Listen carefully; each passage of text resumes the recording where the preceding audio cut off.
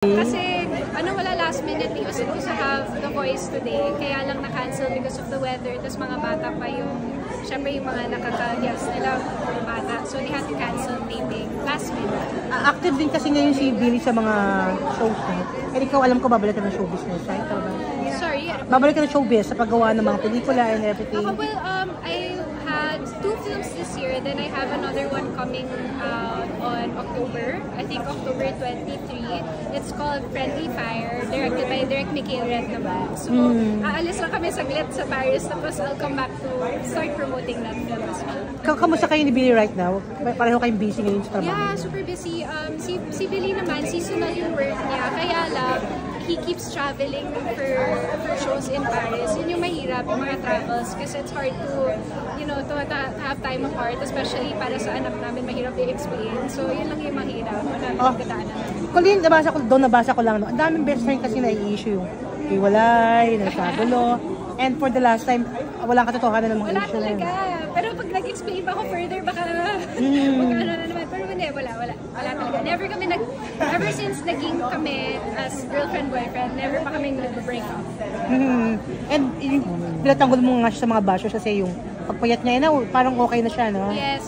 Actually, yun naman talaga yung, if you look at yung mga throwback pictures niya, yun talaga yung build niya noon pa. Ang difference lang now, syempre, tumatanda na tayo, diba? Hindi naman tayo, we're not always gonna have the same appearance. And yung si Billy naman, the reason why he looks the way he looks is because he's living a much healthier lifestyle. And mas gugustuhin ko naman yun. Kasi before, nung times na medyo malusog siya, or medyo malaki siya, it was because he was an alcoholic. And nung time na yun, talagang sa alak siya lumalaki before. And I'm very proud of him that he was able to give that up. Talagang pinasa Diyos niya yun. And he promised God that he's never gonna drink again. And he's been sober for about 6 or 7 years. Tagal na, no? A very long time already. So I'm very proud of him. So nothing anybody says can change how I feel na sobrang saya ko para sa kanya. Contrary sa mga naglalabas ang balita sa mga pamabash na ibang tao na na-involve daw sa illegal drugs and everything. Hindi talaga. Billy has never tried any hard drugs in his whole life. Pareho kami. So even if yung mga friends namin, alam nila yun. So, that's not something that bothers us. Kasi, pag may kumakalap na gano'n, hindi kami na-hurt kasi alam namin na nanggagaling sa mga tao hindi nakakakilala sa amin.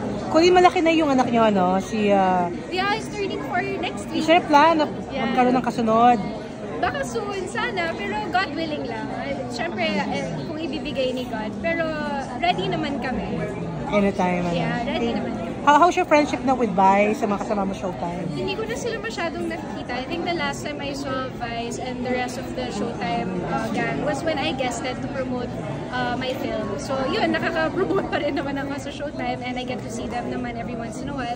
Kaya lang, hindi naman siya kagaya ng dati na everyday kami talaga nagkikita. Pero how happy you are na okay na talaga si Vice at si Billy right now and nabalik yung friendship? Very happy. Siyempre, paano yun parang away magkapatid lang naman yun before. Although never naman sila nag-away or anything. More of tampuhan lang naman yun. And I'm just very happy that everyone's in a good place and everyone's in good terms. Yung mahalaga. Thank you so much. Salamat, Maya. Thank you. Sure lang po. Thank you. Ma'am, isa pa po. 1, 2, 3. Isa pa po. 1, 2, 3. Thank you. Mars, picture lang, Mars. Thank you, Mars. Thank you. Salamat, thank you.